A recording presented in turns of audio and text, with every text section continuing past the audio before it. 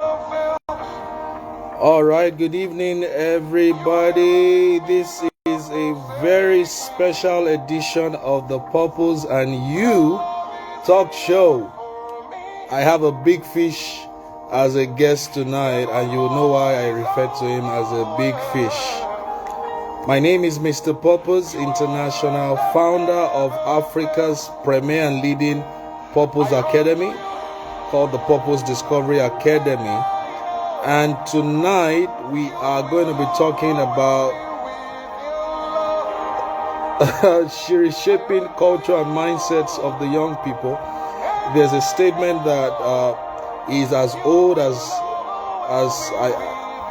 old can be. Like it said that you can't eat your cake and have it.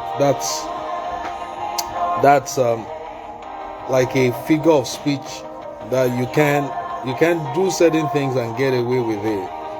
But I have found the code that can crack that statement open to ensure that you can eat your cake and still have it. What we're talking about tonight is how to live for prosperity and also posterity. And like I said, I have a big fish as a guest tonight. So quickly, let me know where you're joining from, or quickly send this video to your friends that Mr. Purpose is live. The Purpose and You talk show is live, and we are ready to have a fascinating conversation. The music on the background is that of the eagle himself, a man of purpose himself, Minister Dunsin Oyekan. You will never leave me nor forsake me. And our awesome guest tonight has already joined. That shows that all eagles think alike. All great people are very time conscious. So I'm going to bring him in live very soon, and then we're going to have a fascinating, fantastic conversations. Any young person that you know, please send them this live video that Mr. Purpose, the Purpose and You talk show is live. Thank you very much. And whenever. Okay, maybe we'll just jump right into it. Let me invite my guest in. When he's live, then I would read his very robust and compact profile.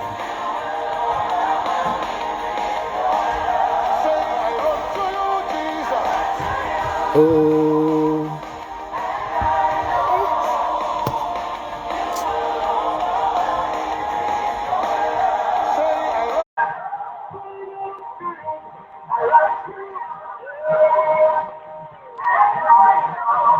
okay.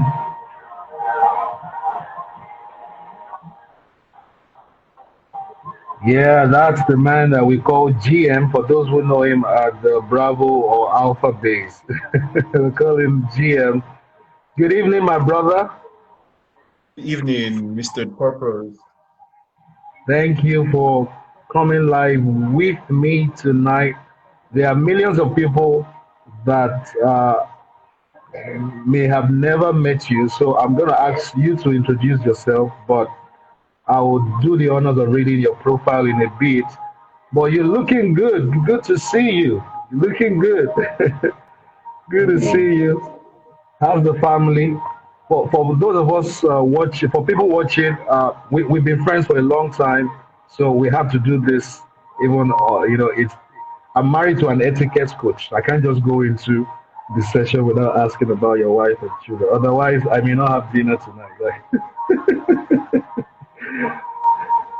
Wow. Okay. So, by the way, what's the weather like at your end? Because I know you are not in Nigeria at the moment. But what's the weather like?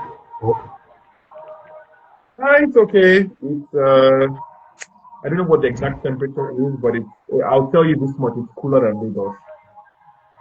Okay, because right now in Lagos, we don't even know the weather of the season we are in.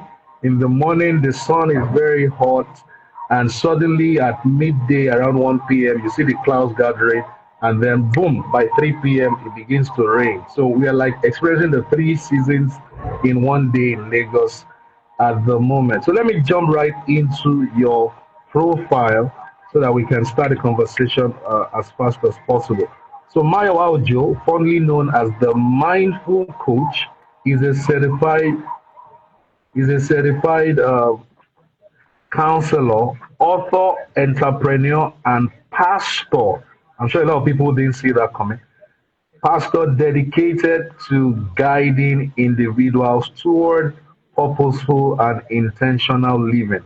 With over 8 years of experience, Mayowa specializes in youth and adult counseling, conflict resolution in marriage, premarital guidance, and self-discovery. Oh wow, then we should actually make you one of our faculty members at the Purpose Discovery Academy, offering transformative counsel to young adults and parents. A graduate of estate management from the University of Lagos, Mayowa is a self-taught baker. And their cakes are so yummy, finger licking, yummy that your tummy, and then also they keep a lot of health standards. I've never had a bite of cake mayo cakes and then you run to the toilet. No, rather you run to church to give your thanks offering correctly. Then the founder of two thriving confectionery brands, the Cake Mayo and Lizzie's Confectionery, with products available in over 90 stores nationwide, and um, that's not hyperbole. That's not we're not exaggerating. Fact-based profile, a testament to his creativity and entrepreneurial spirit. As the pastor of the Teens Church at Davis Christian Center, David's Army, Mayowa has mentored and supported countless lives, and he is also the best-selling author of The Gathering, a work that inspires hope and transformation. Wow. At this point, I think the drum rolls should just be going. I'm not with my bell of blessing, but I'm ringing that tonight. Then the final part of this uh, great profile that I love so much is Mayowa's mission as the mindful coach is to empower fathers and young adults to embrace mindfulness and intentionality in all aspects of their lives. Based in Lagos, Nigeria, is a devoted husband and father of two, committed to inspiring change and fostering meaningful living. We celebrate you, sir. Thank you so much for coming. Please, if you are watching, wherever you're watching from, let's just give the mindful coach, Mayowa Ojo, let's give him the virtual applause. Thank you so much for joining us tonight. So tell us about what the mindful coach, what's that about? That's not where I plan to start from, but I just feel very drawn to that, the mindful coach. What does that mean? The mindful coach speaks to my desire to get men, fathers more specifically, to be more mindful about themselves, about their families, and about the things that concern them. So, family, their faith, all of that, because there's a tendency for us to drift into autopilot mode on some things while we're very conscious on the other. And I mean, I don't think anyone can have it perfectly, but if you're mindful about certain things that you would otherwise have switched the autopilots on, your chances are that you'll be more successful in that area. And not by successful, I don't mean financially alone. I'm talking about should I say, you'll be more productive in that area. So if you're mindful about your parenting, for example, which requires that you're mindful about your children, then chances are that you'll be a more successful parent than somebody who is just all about paying school fees, paying bills, and he just wants to rest after that because he feels like he has done the most. But the kids didn't ask to be Mm, born. So since they didn't hmm ask to be born and you decided to bring them here, then I think it's only fair that you're mindful about them and the things that matter Oh to them. wow, So yeah. wow! This is so powerful. This is so powerful. Thank you for bringing clarity to that. Because the much I know of you, I never knew you were into this aspect of coaching fathers to be mindful. Wonderful. So let's start from the very beginning. Who is this TDH man in front of our screen tonight? Tall, dark, and handsome. Uh, so who is Mayo Aljo? in a nutshell? I think you already read my profile. I'm not quite sure what else I can say to top that. I'm listening to my profile. I'm like, hey, that's me. Oh wow, okay. Yes, but yes, I'm not quite sure what else to add to that. I'm me, just God's son. I don't want to say just a regular guy because I'm not regular. I'm just God's son, flourishing here on earth, doing my thing, doing my fulfilling purpose. So yeah. All right, all right. So tonight we're talking about you can eat your cake and have it. When we sent you that topic, what came to your mind when you saw that topic? What was the first thing that came to your mind? I think it's pretty obvious that you were playing on words. The fact that I run a confectionery business, I think it was pretty obvious that you were trying to play with that particular theme by coming up with this topic for the live. So yeah, that's the first thing that jumped into my mind. Again, a sign of intentionality. So and I love that. I applaud that. Yeah, definitely. Now, you're a man of many talents. The first time I walked into Davis Christian Center, I think I remember seeing you in the dance group. You used to dance. You used to dance. And it Oh used my to shock me a lot because you you are not you don't look like the regular dancer. Your hair is like the normal, you have the normal haircut. You look like a serious guy. Then I saw you doing all those moves and I'm like, oh my God, if God moves. So what happened to your dancing side? What happened to your do you still dance, by the way? In the bathroom, yes. Okay, so please tell us about your childhood. A lot of the teenagers that you mentor at David's Army, possibly they have maybe you. I don't know if you've shared with that, but with our global audience, tell us about your childhood and how your childhood influenced the general you have become in God's Army, and also being a coach of giant killers. So just tell us, are there things in your childhood that if you look back, you will say, "Oh, God was actually preparing me for what I'm doing today, but I never knew it." So just tell us general things, some specific, if you want to share about your childhood. Where were you born, or where were you raised, and how did that shape the man you have become? Okay, I was born in Lagos, Apapa to be precise. I grew up in Festac. I'm the last of five children by both parents. And being the last meant for me that I was at many points the only one at home. So I was the last person to get in secondary school naturally. And so it meant that for a couple of years, about 3, 4 years, I was by myself at home. So in a weird way, in as much as in as much as I have four siblings, there were years in my life when I felt like an only child when it was just me.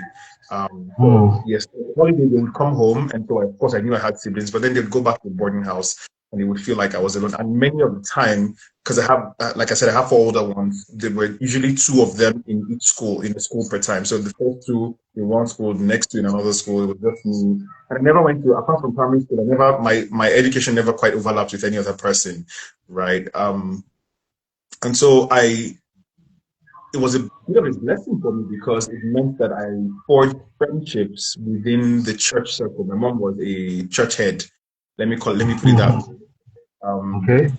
so I was forced, and when I say forced, not like it was not in a bad way. Like I had to make friends with a couple other people in church. And what this also meant is I remember vividly that when I was around 9 years old, the church I used to attend, my mom used to attend then, we're trying to teach us about hearing God for ourselves. And I Oh wow. remember, yes, I was under 10 when I heard God for myself for the first time. And I remember that we had gone on a 1 week fasting and prayer, which looking back now, I'm like, man, that was some gangster stuff right there. You know, I can't tell you if I fasted all through, but I know that I was mindful, of it. But I remember praying. I remember taking a walk down the road where we used to live when it was a lot safer for kids to just walk down. I remember praying and saying, God, I want you to talk to me. I want to hear your voice. Innocent, sincere prayer. Mm. And he Wow. eventually did. He eventually did. It's a bit of a long story.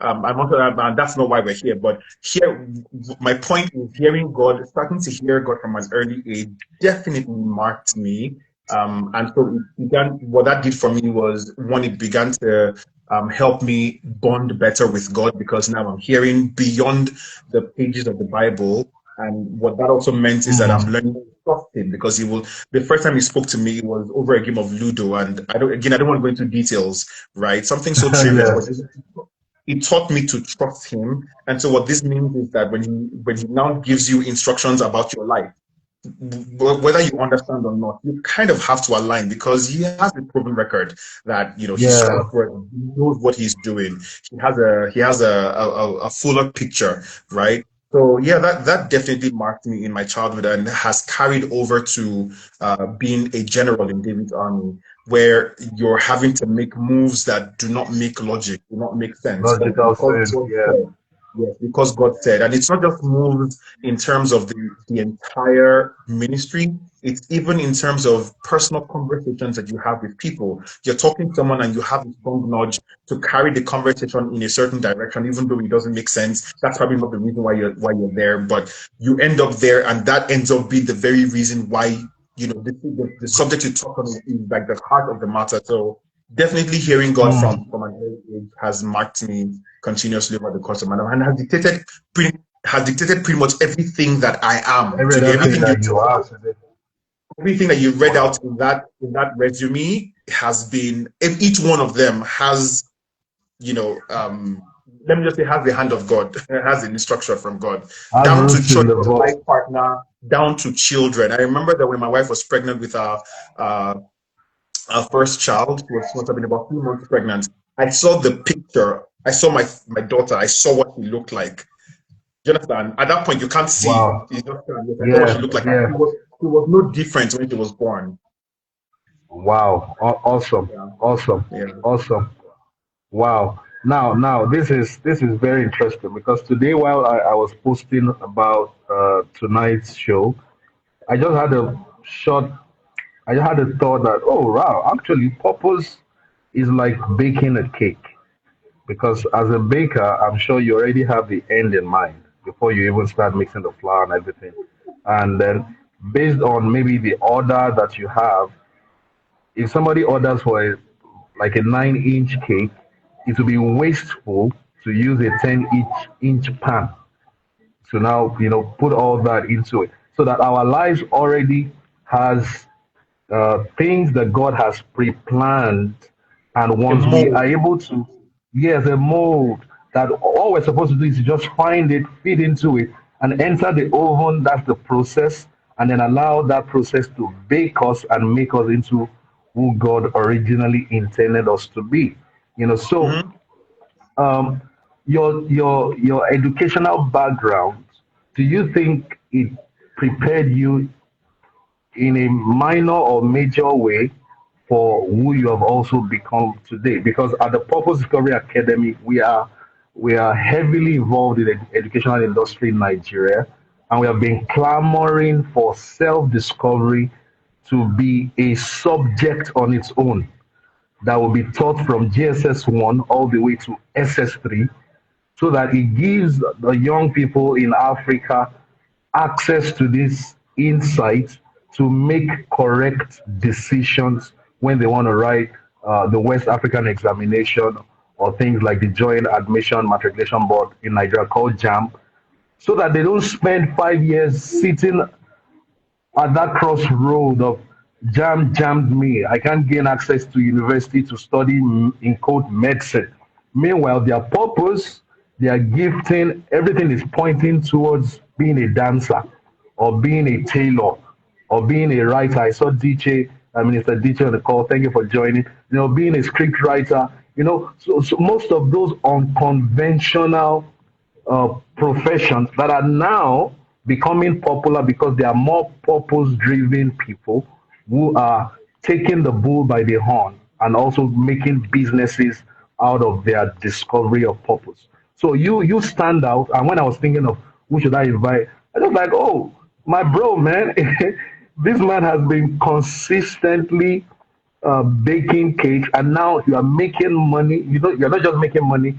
You have staff. Other people are making a meaningful living because you dared to stand out from the crowd?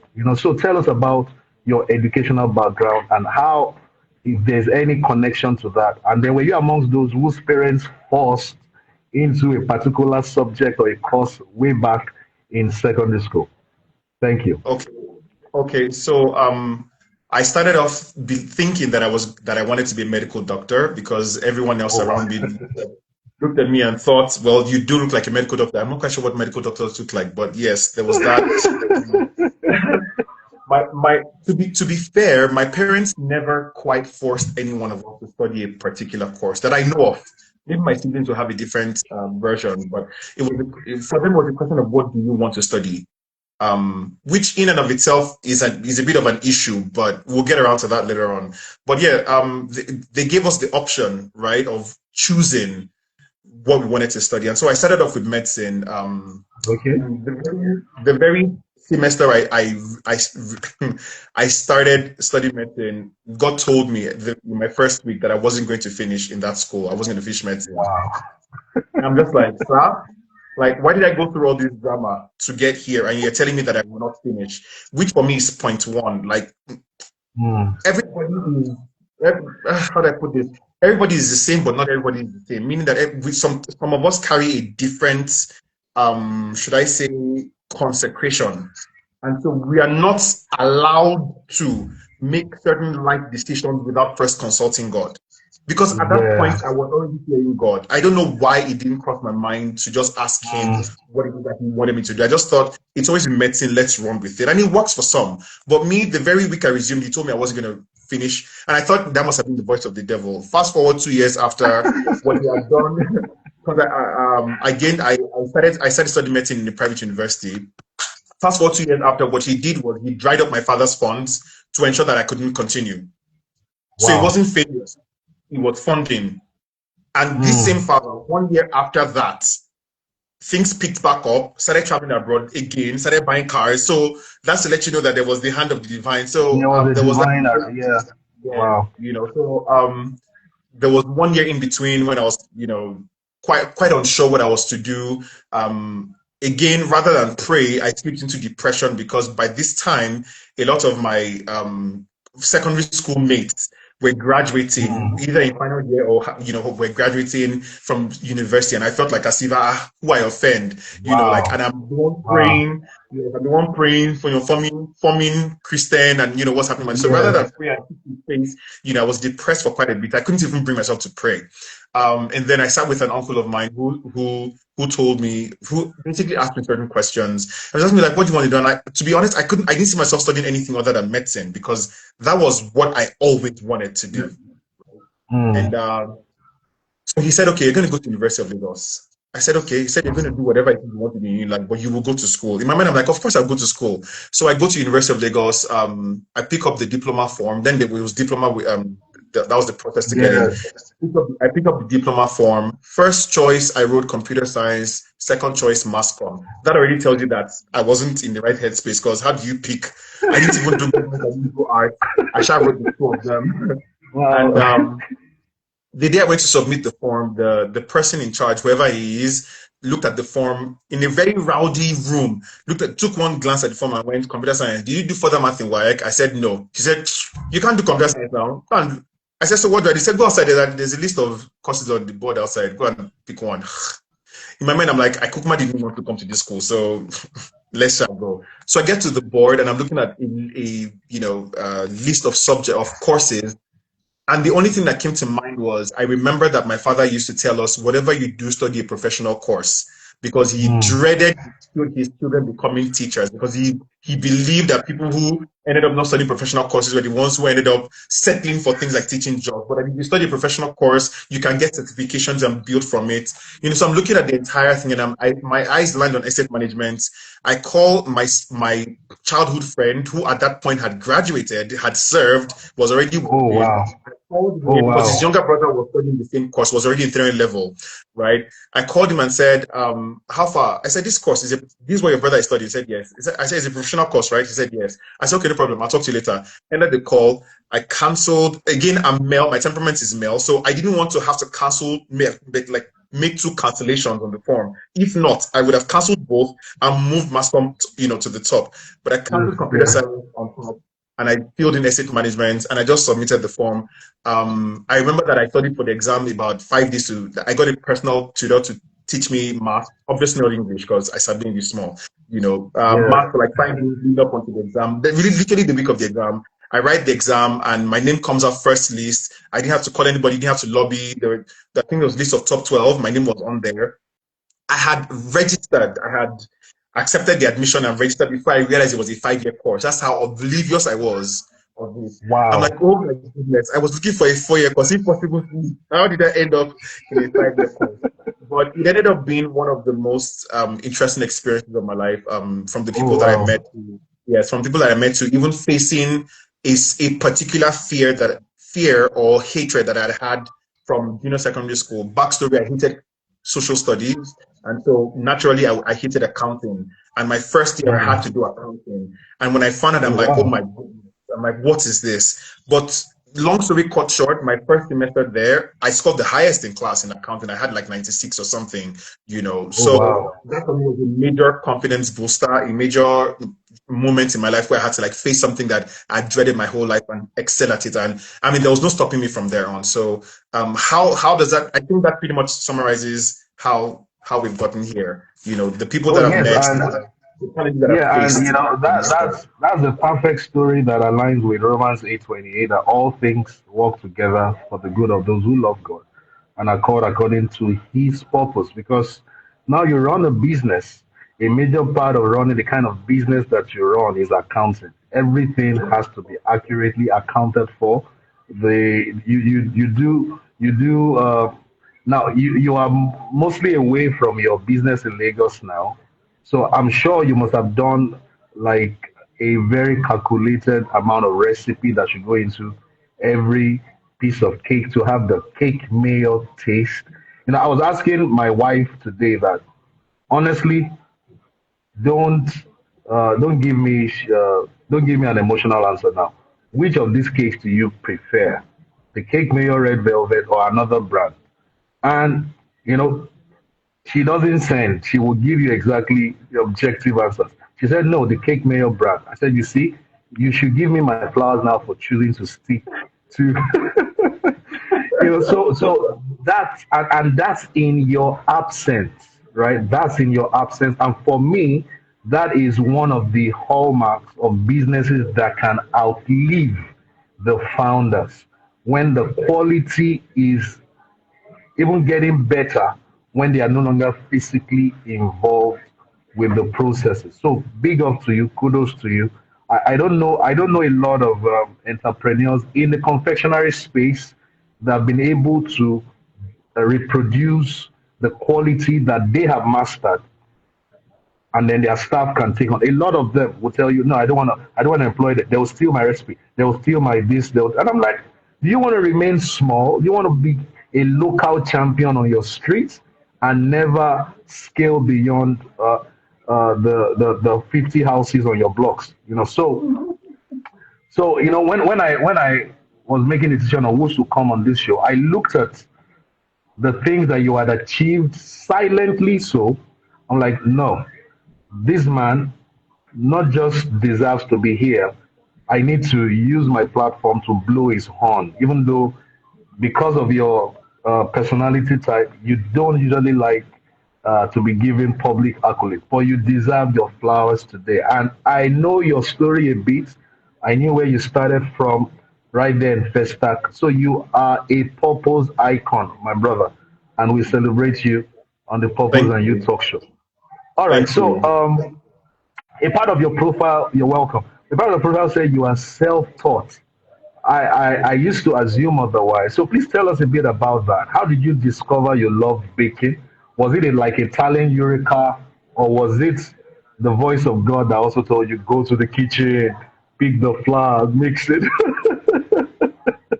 So please just tell us and tell the audience tonight how you hopped into that, which has become a full-fledged business today.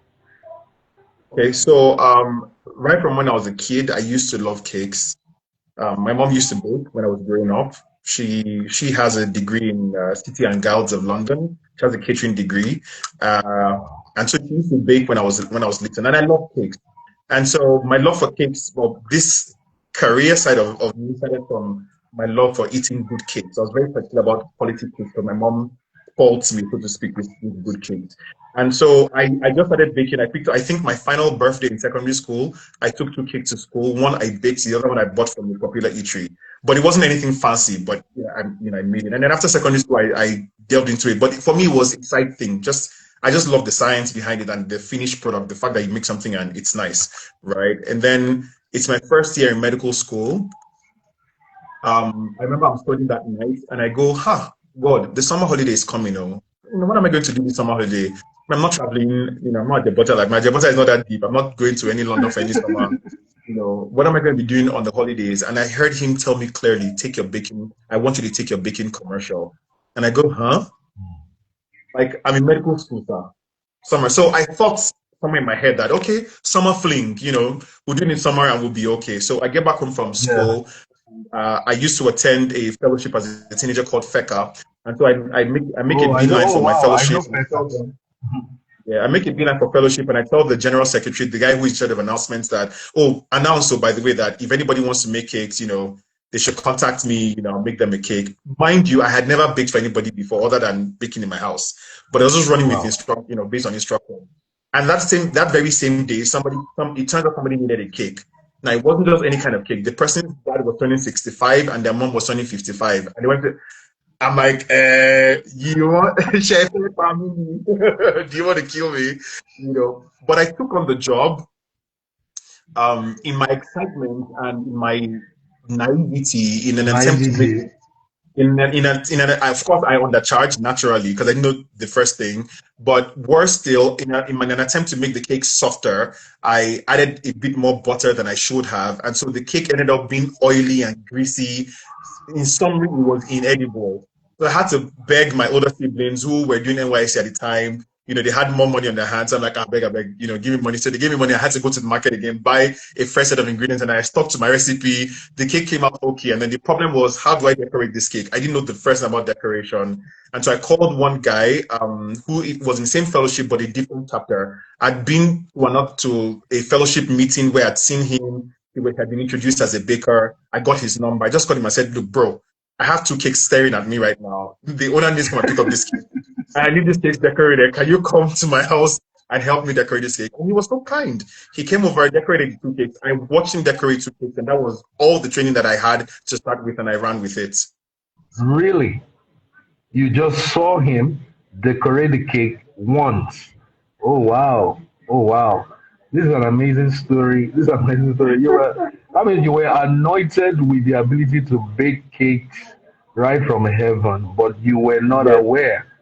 And it took even the voice of God for you to go commercial.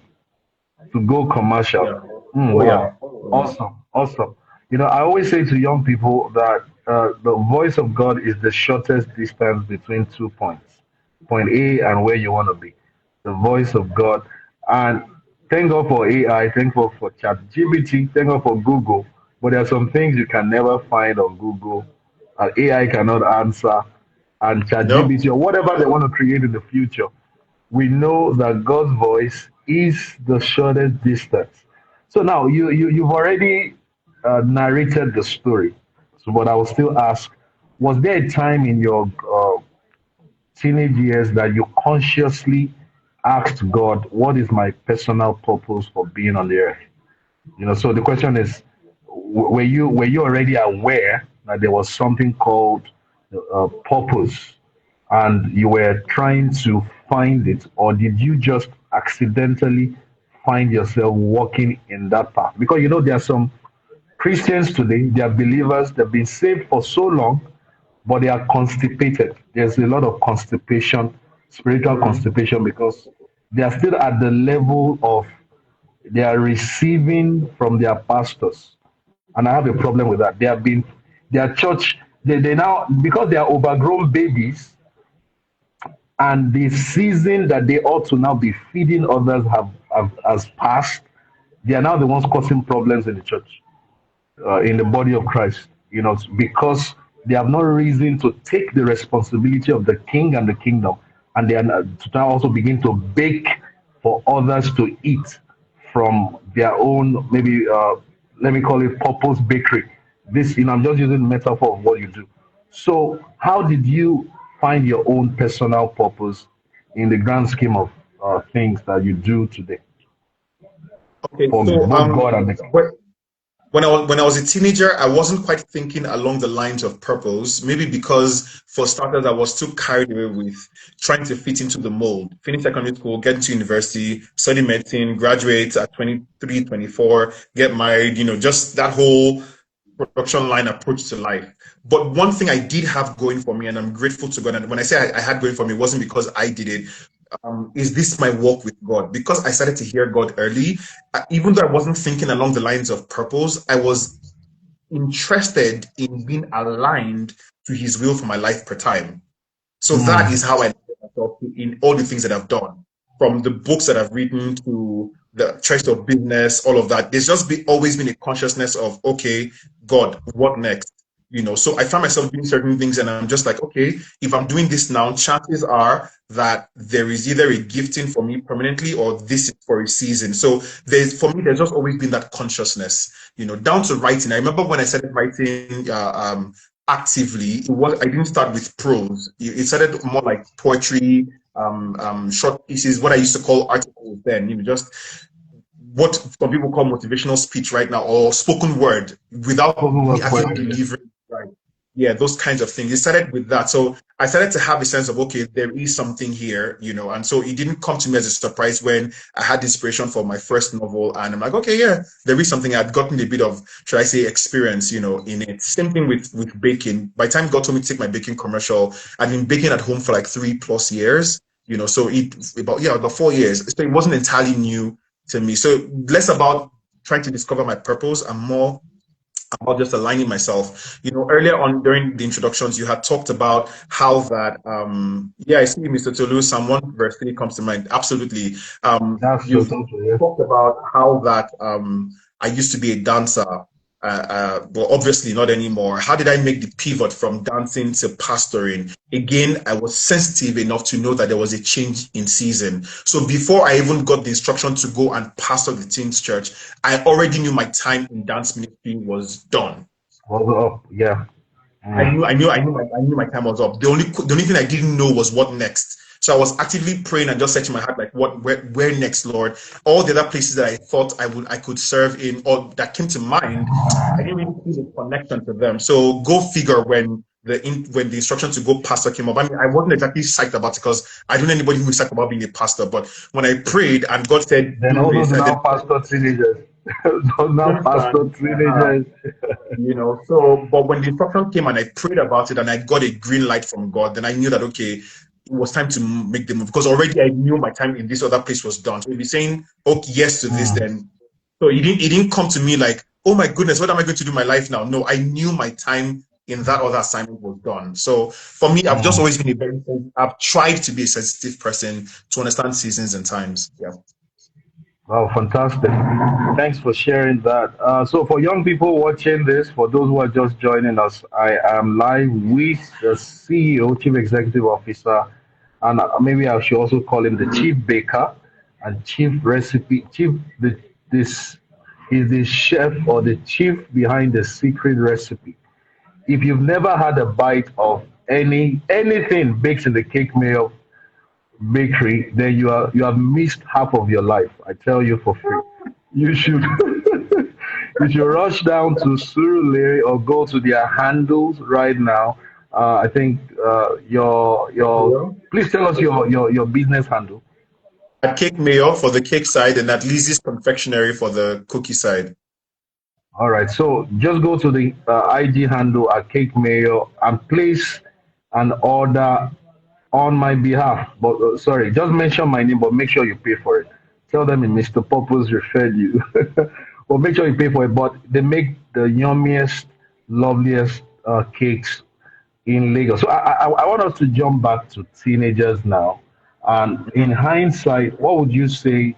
Like two in one question. What are the most common mistakes young people make when they want to choose like a long-term career, and what would you advise, or what's the way to correct those mistakes?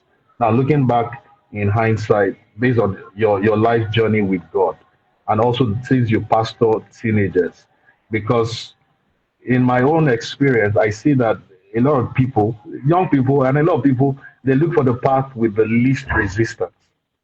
For example, when I wanted to choose a course to study in university back then, I was looking for a course that didn't have maths. For me to write maths in jam, that was just my focus. That was the thought in my mind. And you see, once the insight or the thought in your mind is wrong, most likely you are choosing the wrong course Yeah. for the next 4 or 5 years. So you have the mic now. Let me allow you to share.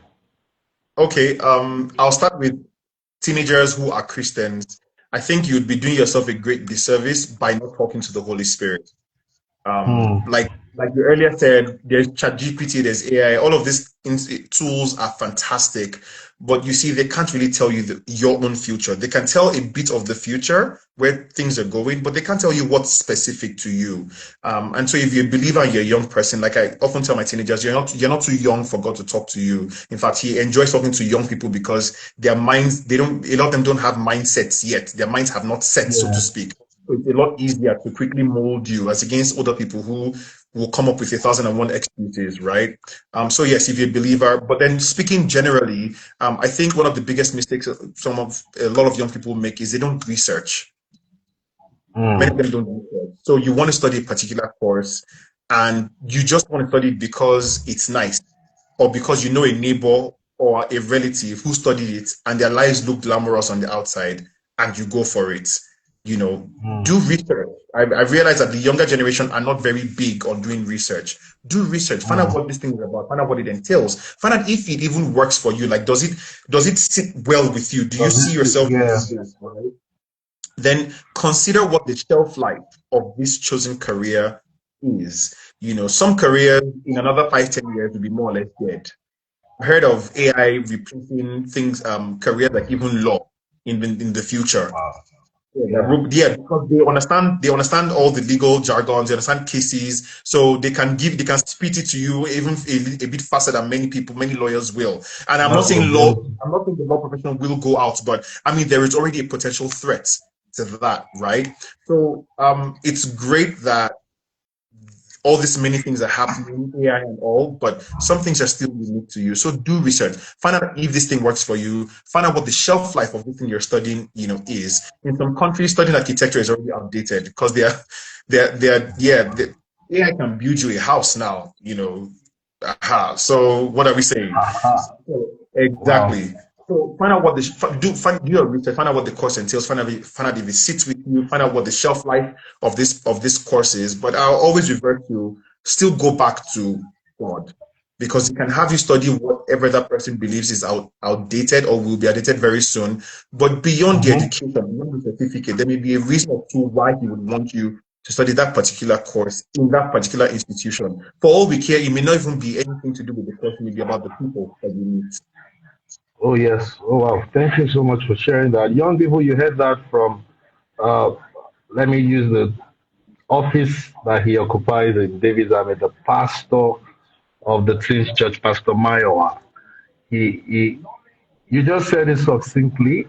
A lot of young people in this generation hate to do research. Until you know where life has been, you might not be able to really predict what the future holds. So research, right? Do some digging. It's those who dig that grow big.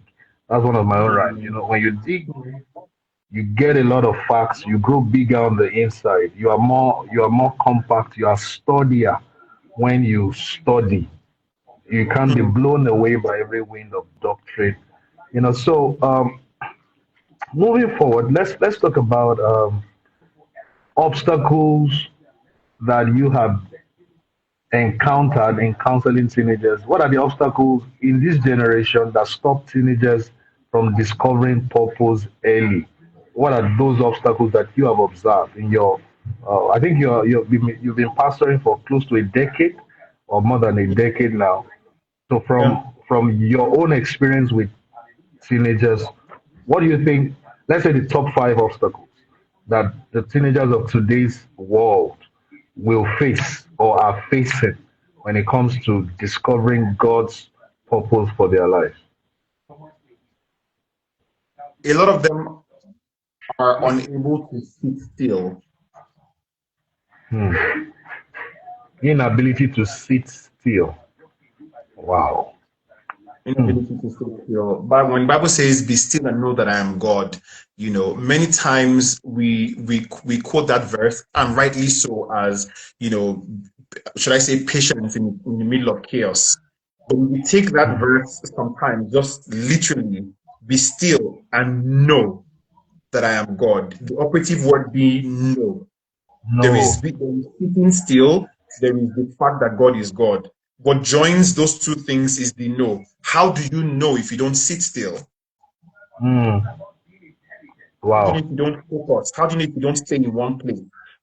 Too many distractions, some really. So we're constantly on our phone, constantly our ears are constantly plugged, constantly watching a movie, constantly.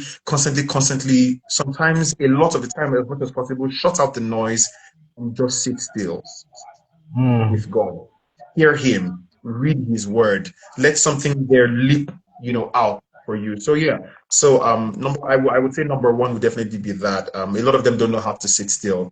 And so because of that, a lot of them have also, which flows to number two, a lot of them have also not learned to hear God for themselves. They're still being tossed So, around on every wave of doctrine that's out there. What's raining today? What prayer altar is happening today? What prayer altar is happening tomorrow? And also, yeah, their inability to also hear God as a result of their inability to sit still. So I've given you one and two. wow. Um, yeah.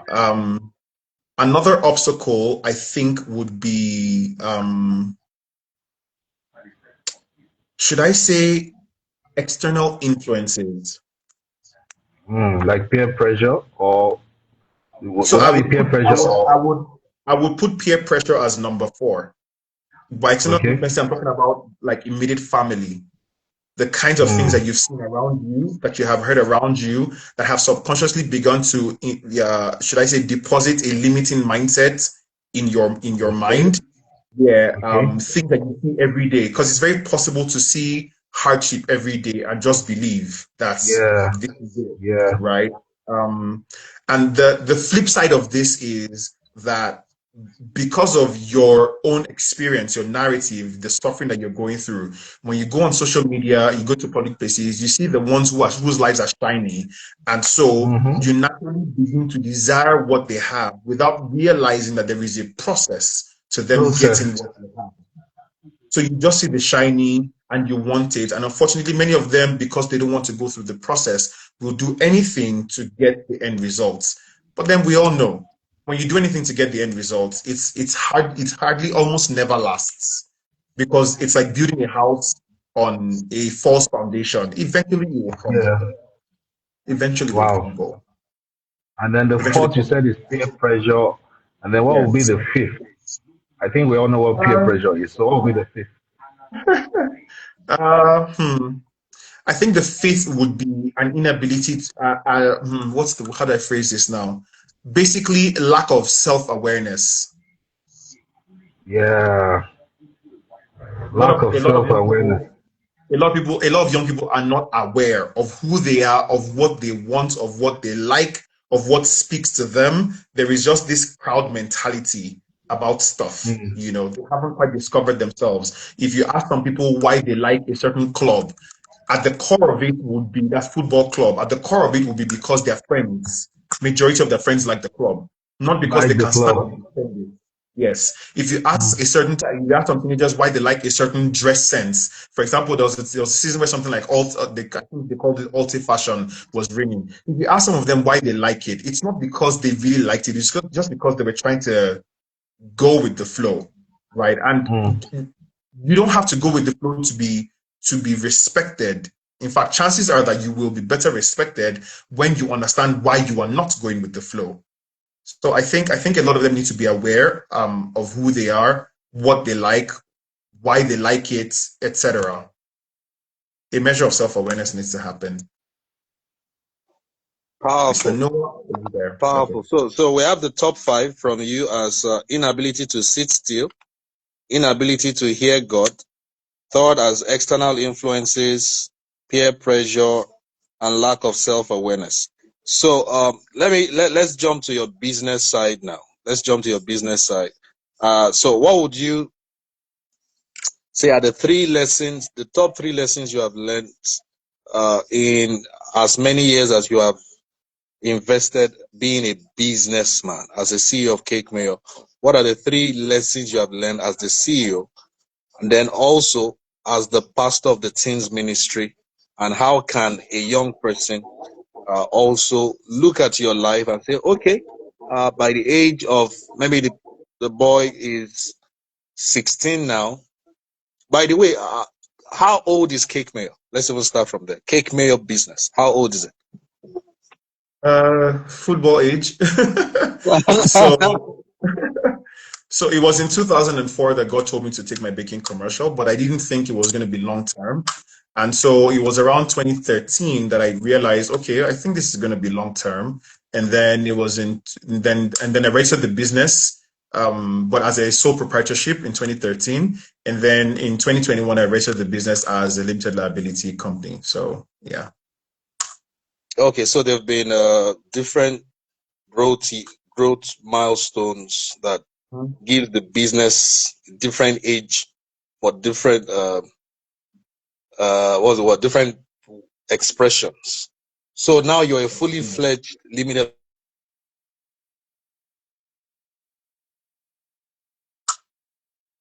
Is it my internet or is it yours? Okay. Okay, you're back. Yeah, can you still hear me? Yeah. Yeah. You would understand what just happened since you used to live in Lagos. But I was prepared for them. So I was prepared for them. So as a CEO, can you share with us some of the lessons that you have learned managing a business in such a VUCA economy in Lagos, where things don't stay the same for more, So just share what has been your greatest top 3 lessons as a CEO of a confectionery business. Okay, I'll give you 4. First one is pray. We don't have a lot. I've looked at the time. I know we don't have a lot of time left, but first one is pray. As a believer, pray. I recently watched a podcast that said that every major successful business you see out there has an altar, whether it's a godly altar or a demonic altar. If anybody else can still hear me, let me know. Okay, there you are. You're back.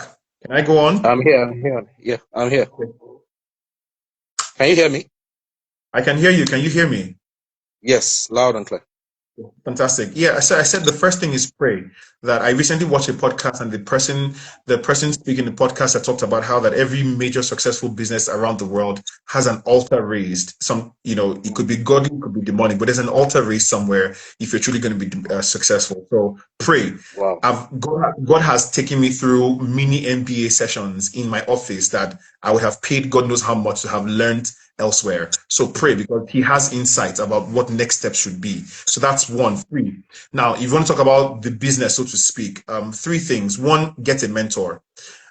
Unfortunately, a lot of young people do not believe in the power of mentorship, partly because a lot of mentors have abused their roles, partly also because the younger generation they've been taught that they can do it by themselves. And no man is an island, right? So get a mentor. It will save you the headache of that you would otherwise, have gone through in the course of business. So get somebody who either has done or is doing the same business as you're doing, or is a business person and so understands the terrain and can guide you, or a career person, depending on where you want to go. So get a mentor. 2 would be delegate. If I didn't learn how to delegate many years ago, I would not have been able to make the pivot to leave the country, even though it's on a temporary basis. But it would not have been easy for me to make that pivot if I had not learned to delegate. To be honest, I have not actually baked anything in my bakery in about 4 years or 5. Please say that again. We need to frame that statement. We Kid need you to not, frame that. Say I that kid you again, not, please. I have not actively baked anything in my bakery in about 4 to 5 years. If you see Wow. me in the production area, then know that we have like a huge order that we require, extra hands. And sometimes they still tell me no. In fact, sometimes depending on how much work I have, I don't even have time for them because I'm working on the admin end of things. So yeah, I would say delegate as much as possible. Yeah, so have a mentor, delegate, and then learn. Never stop learning because the business terrain is always evolving. So learn, learn, learn. But while you're learning, I'm going to attach learning to the first one, pray. While you're learning, it's not every single thing that is ringing that is for you. So some of them you use your head. God doesn't need to talk to you. But some of them, it looks like, man, this is the next best thing. And you just hear God tell you, this is not what I asked you to do. I had a moment like that after Wow. lockdown. I was going to open another line, like a product in the business and all. And so I went to pray. After I'd done the research, I had perfected it at home. Like, okay, I want to launch. And the way God, the shade He gave me was so subtle. I'm like, I've not recovered from that shade, you know. I can't say it's embarrassing, but yeah, I got the message loud and clear. You can't be It's asking me like God if I giving you, continue it's with the like life. God giving you, it's like when your wife gives you that side eye, like, for real, this is what you want to do. Wow. And what you just said, it sounds so basic, but it's so powerful because at times, especially some of us who, we believe we got it together. You believe you've done your research. You believe, I know my audience. I'm a fantastic DJ, fantastic MC for whatever the trade is that we boast of, that we have built skill in. At the end of the day, we all received these abilities from God. So that prayer Mm-hmm. altar thing that you mentioned, it's actually humble people that learn to tag God in. Like, God, though I have done my own end of the game, I've done all this, but I still want your input. Number two, you said get a mentor. So young boy, young girl, you just heard it again from the CEO of Cake Mayo. If you want to eat your cake and still have it, one of the ways to do that in life is to get a mentor. If you don't have a mentor, you will have tormentors. You have people or policies come from the government of your nation, or you have practices from competitors in your business industry that torment you.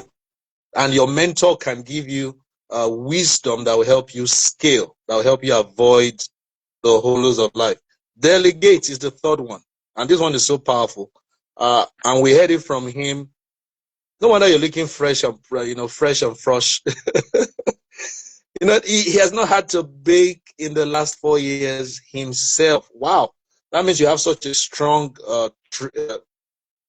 L&D, learning and development structure in your business. As your training arm of your business is strong, and you are a good leader, because it takes leadership to be away, and your business has not folded up. You know, the one of the problems people tell me they have when I consult for growing business, that they can't find good staff. They can't find good staff. And when they find good staff, they can't keep the good staff for maybe more than 12 calendar months, because another bigger business has pitched to them, or they have jackpot to Canada. Which is why I was still telling my wife that this man is blessed.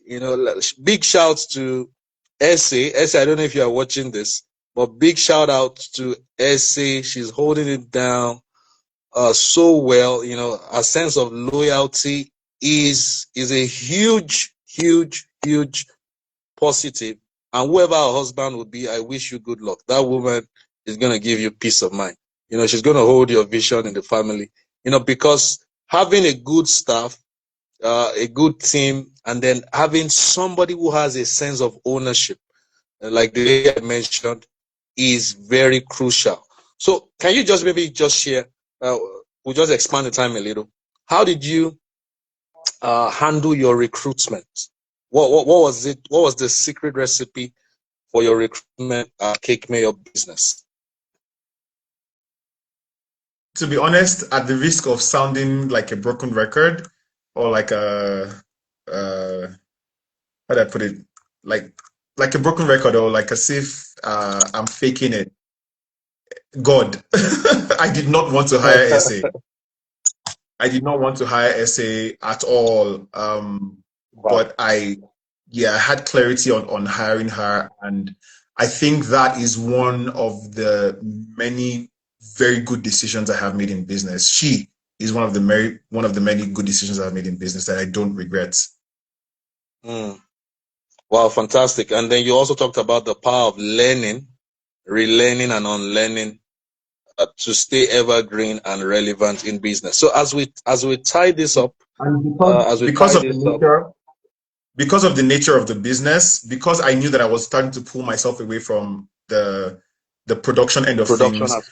I yes, I also delegated hiring junior staff to her because she would be the one interfacing with them. So I would see the Mm, CVs, we would read out the CVs together, but the ones we agree on, she would be the ones to interview them, to engage them and whatever, so that she can, because she also has a good sense of judgment, she can actually tell if this person will be a good fit for her own a space, good because fit. she's letting into her own space. Yeah, so yeah, I had to do that. I had to deliberately do that. Wow, that's a lot of trust, and that's what a lot of um, businesses that are still within their first 0 to 10 years in Nigeria, at least based on my years of consulting for growing businesses, a lot of entrepreneurs are stuck in what we call the bicycle stage. There are 5 stages in entrepreneurship. The first stage is the wheelbarrow stage, where the owner of the business is the one running everything, like a wheelbarrow. You are the one pushing it. So when you ask them how's business, they say, they push up. They're pushing. They're literally pushing. And that wheelbarrow, today you can use the wheelbarrow to buy yam. Tomorrow you can use it to buy potatoes. You can use it to buy cocoyam. You can use it to buy the flour. So that will they are in everything that the business does. Second stage is the bicycle stage, where they have now built a sense of identity and a dominant skill that they have mastered is now running the business. They're riding that business.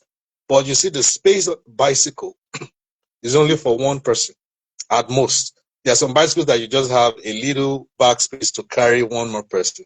So your business will do well. You can't move at the speed. You can't ride that bicycle from Lagos to Ibadan, for example, Lagos to Abuja, and feel the same way if you were either driving your own car or being driven in a chauffeur serviced bus, or the highest form of entrepreneurship, which is the CEO boss stage. When you are in the aeroplane, you are like a pilot flying a team of people. So there's a clear global vision at that level. So kudos to you, my dear brother. So as we begin a round of 2 more questions, and I'll let you go. Now, advice to parents as a pastor and as someone who discovered a major talent you have that's become a business now. Did your parents try to persuade you to do something else back then? How did you navigate that season? And then what's your advice to parents who have your type as a child right now, who has clearly maybe heard God or has clearly discovered that this passion I have or this talent I have is pointing towards something that is not academic, like they would say, not the lawyer, banker, uh, which other profession is it that is the conventional professions? So what would be your advice to those kind of parents watching this? And I'm asking a 3-in-1 question because of time. And what would you say to a young person who is also in this kind of season? So did you get all the Okay. questions? You Yeah. got all the questions. Okay, so All right. first things first, my parents were quite supportive. My dad did think, though, that I should have gotten some corporate experience. At the time, I thought, leave me, let me run with this, But many years after, I've looked back and wished I had had the corporate experience. He wanted me to work in like corporate Nigeria, get some sort of corporate, experience, some really. However, at the time when I decided that, okay, or when I knew that this was really what God wanted me to do, that era, that phase of my life had passed. I didn't have the time. I needed to run because I felt like I had lost time. And so it wasn't, I didn't shy away from corporate experience because I was being rude or overconfident. I just didn't have that luxury of time anymore. So my advice to parents would be listen to your kids because you've lived your life. So don't try to live vicariously through them. Allow them live theirs. Your job is to guide them and not dictate to them. There's a phase of a child's life where you dictate to them. There is another phase where you guide them, and there's another phase where you just let them go and trust that everything you put in them. Yeah. So at the point of making a career choice, you should be guiding them. So speak to them. If you know that you are not, should I say, versed enough on the subject matter, link them up with people who can help them through this phase of their life, right? So yeah, that'll be my advice to parents. Listen, be mindful, like I said initially, about your kids, about what matters to them, so that you don't end up living through them. Because many times they will live for you for a while, and then they will break your heart by going back to do what it is that you want to do. So save everybody the headache. Yeah. Or they stay stuck, or they stay stuck in it, and then they're miserable for a long time. So you are happy because they've given you the degree, but then they're miserable because they're not happy. Now, my advice to young people would be: if you want your parents to listen to you, you have to have a track record. The reason why we go to a hospital and we trust medical doctors to treat us is because obviously for them to have been hired, this is in an ideal setting. I'm sorry, but Nigeria is not a real place. In an ideal setting, the reason why the medical doctor was hired is because they've proven they have a measure of track record, right? They've proven that they know what they're doing. So the hospital authority trusts that they will give sound counsel on a particular on a particular issue, right? So if you want your parents to listen to you, you have to have track record. You cannot have been the baddest person, the baddest child, the laziest, the tackiest, all of that, and then one day you wake up and say, God told me to. I will be the first person to shut you down because how dare you? If you look at the Bible, every great person had a track record. Before we heard the voice of John the Baptist, right? He had his own track record. He was in the wilderness doing stuff with God, right? It wasn't public, but he didn't just wake up one day and start shouting. Jesus too, before he launched his ministry, he first of all went into the wilderness, to fast and pray for quite a while. Right, he had days when he was 12 and young, and about around the same age when he was going to the temple to interact with scribes and all of that, etc., etc. It's a lot. Talk about Joseph in the Bible. Before he interpreted a dream for Pharaoh, he was already doing that. Across board in the house, in the prison. There is always track record. So if you want your parents to give you that, to trust you, and give you that responsibility that you so eagerly want to have, you have to build track record. If you're lazy, we will not give it to you. If you're the one that we have to beg to, get out of bed in the morning, I'm sorry, you're not giving me anything. And it's not really by those things. It's just those things add up. Yeah. They add up. Yeah. So yeah, that would be my advice to younger people. Wow, you heard that, young people. Show that you are able to lead yourself. I say to young people all the time, the secret of your future is in your daily routine, your daily routines, and your reputation goes ahead of you. Your parents have been watching you for maybe 15 years, 16 years. They know all the children that have a sense of direction. When I made the decision to start the Purpose Center, my dad didn't agree with me. My mom, she was not totally against or in support, but I had lived a life whereby my personal decisions were born out of conviction. But this particular one, there was no turning back, like the song by Gaze Baba and Lawrence Oyo. No turning back. That once I get on this road, I am 100% certain that this is what I was going to do for the rest of my life. And there was a track record to follow. So for every young person watching this, you can't be the one that has the badge of rebellion at home and you want to sway public opinion in your favor. You must be able to convince us with little things like, how do you keep your room? When we give you funds to go buy certain things for the house, do you come back with the change, with the balance? Are you accountable? Do you Do you have a good company of friends, for example? Are you thankful? Do you show gratitude that your parents have been able to put a roof over your head for these 17 years or these 16 years? Are you that child that is adding value at home, or you are just wasteful with your parents' resources and you can't even get out of bed in the morning? You know, your tired is tired. And then your tired is tired. Your I know, tired is right? tired of you. You know, so when you tell us that you have heard God, we will doubt you. You know, we will doubt you. We would even tell God that he needs to come and talk to us himself, show us his identity card. I'm the one that told this boy or this girl to go in this direction.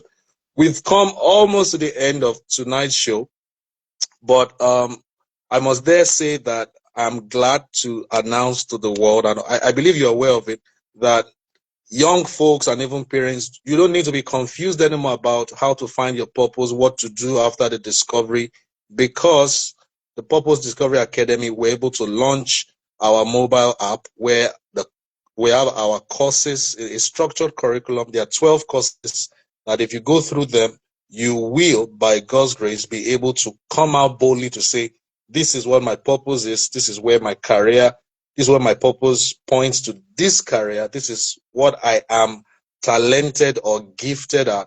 And you can download that app on Google Play Store if you are an Android user.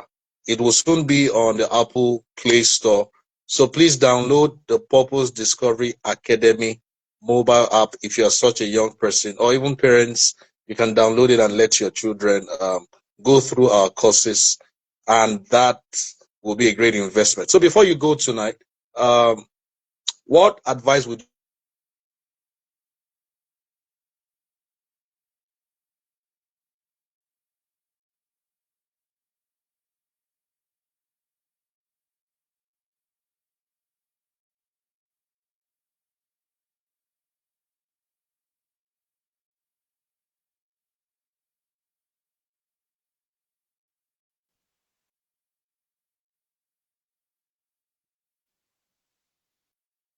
can you hear me? I can hear you now. All right. So I said, what advice would you give the 16-year-old version of yourself? It's an interesting one. I would say hear God and hear him again. Hmm. I would say hear God and hear him again. We don't have the time for it, but let's just say that I think for the most part I lost 14 years on an assignment because I heard, but I didn't hear well. Or should I say I didn't go back to check. You know when you just hear and you just start running. It was 14 years after that God had mercy on me and said, this thing I told you then, this is actually where I need to go. You have tried though. I commend you. But this direction is where I was actually going to. I'm like, oh my goodness, if I had just known. Yes. So here I would say hear God and then hear God again, like ask Again. questions. Wow. That's so powerful. So we have come to the end of tonight's Purpose and You talk show. If you joined us late, please make sure you go back. I'm going to save this video on my page, on my page, Mr. Purpose International. You need to watch and listen to the wisdom we have gleaned from our coach. He's a coach, he's a mindful coach, he's a pastor to teenagers, he's a husband to one beautiful damsel, he's a father to two adorable children, and he's also the CEO of the Cake Mayo brand and also the Lizzie's Confectionery, Mr. Mayowa Ojo or Pastor Mayowa Ojo, as the case may be.